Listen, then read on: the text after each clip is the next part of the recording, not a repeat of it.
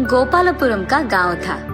उसमें योहान और मेरी नामक मध्यम वर्ग का एक छोटा परिवार रहता था। योहान उसी गांव के सरकारी पाठशाला में अटेंडर का काम करता था और मेरी खेती का काम करती थी। योहान का वेतन महीने का 8,000 रुपए था।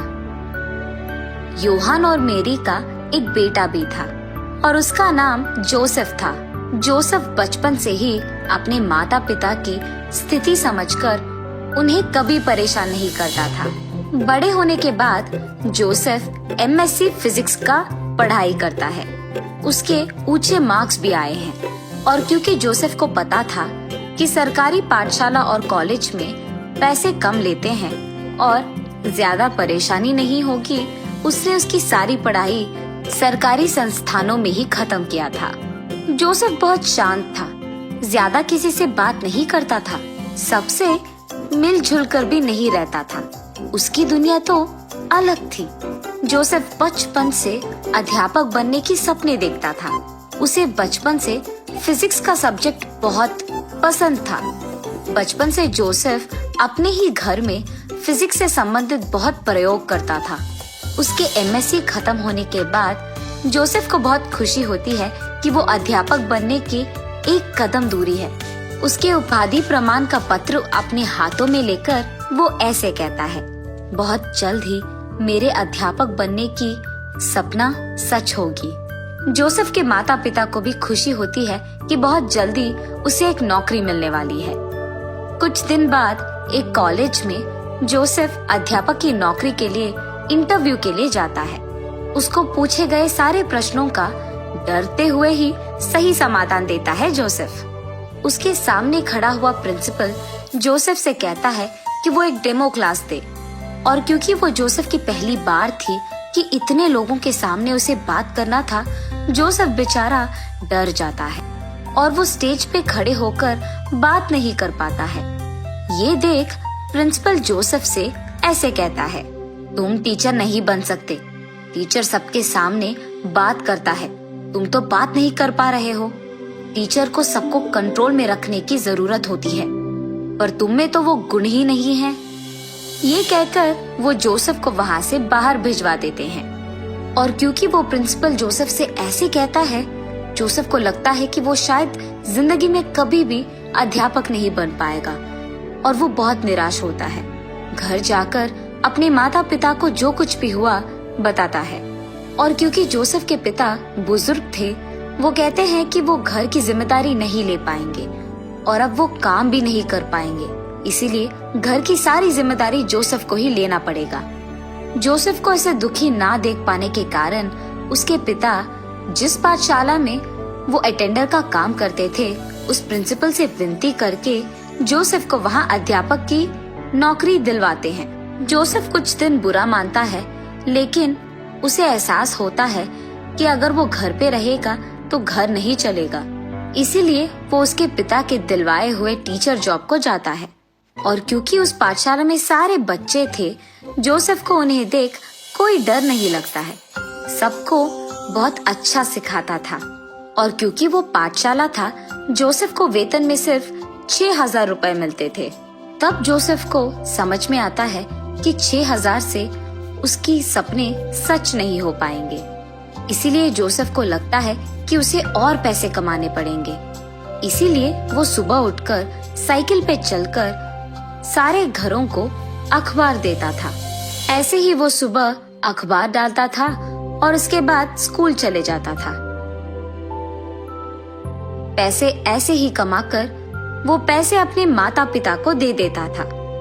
कुछ दिन ऐसे ही बच्चों को पढ़ाकर आदत होने के बाद जोसेफ उसी इंटरव्यू को जाता है जहां प्रिंसिपल ने उसे बाहर निकाल दिया था। लेकिन उसके दूसरे प्रयत्न में भी जोसेफ डर के मारे कुछ नहीं कह पाता है।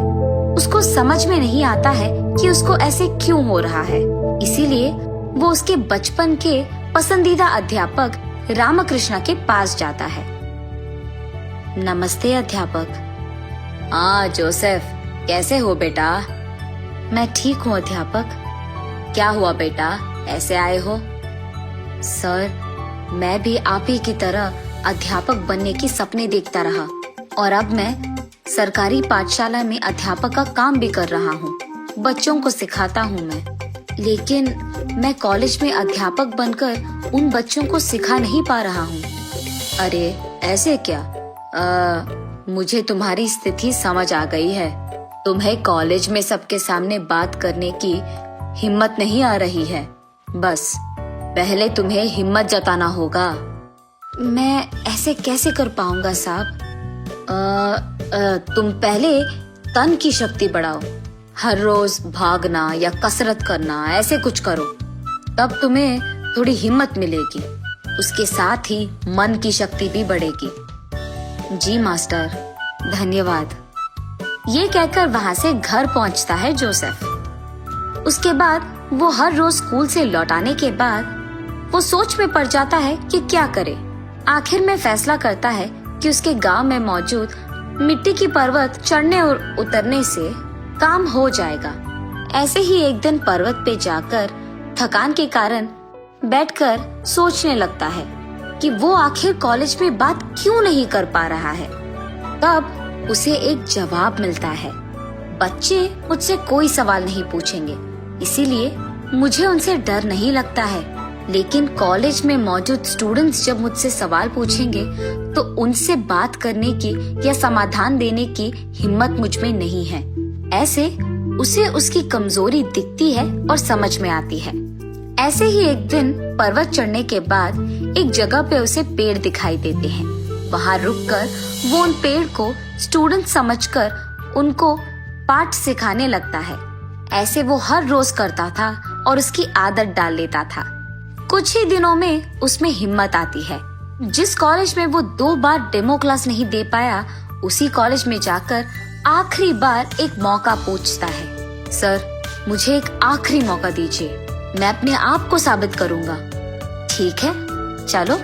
ऐसे मानकर वो संस्थान उसको एक आखिरी मौका देती है।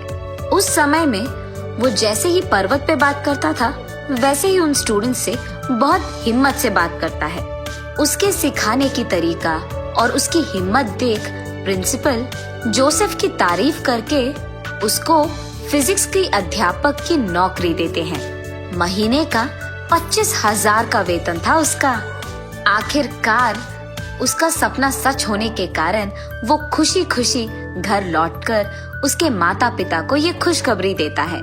ऐसे ही वो उसकी मनपसंद नौकरी करते हुए कुछ दिन बाद पैसे जमा करके एक बड़ा सा घर लेता है और अपने माता पिता का बहुत अच्छा ख्याल रखता है। कहानी का नैतिक है कमजोरी। अपनी कमजोरी को खुद पहचानना जरूरी होती है, तब उस कमजोरी को हम अपना ताकत में बदल सकते हैं।